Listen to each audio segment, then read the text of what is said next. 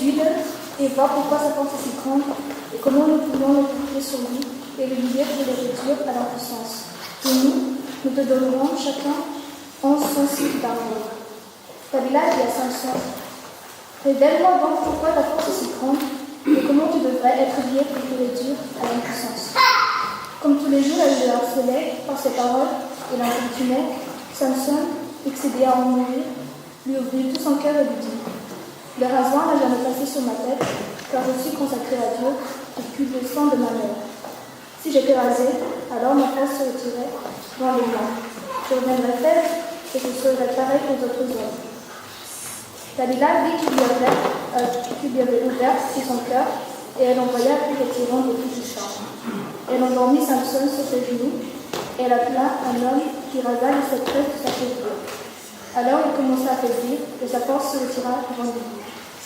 Dalila lui dit, les Philistins sur toi, Samson. Il s'éveilla de son sommeil et dit, je sortirai comme les autres fois et je me décacherai. Mais il ne savait pas que le Seigneur s'était retiré dans les lieux. Les Philistins le saisirent et lui crevèrent les yeux. Ils le firent descendre à Gaza et le lièrent avec une double chaîne de bronze.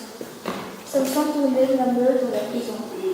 Mais, après qu'il eut été rasé, les cheveux de sa tête commencèrent à repousser.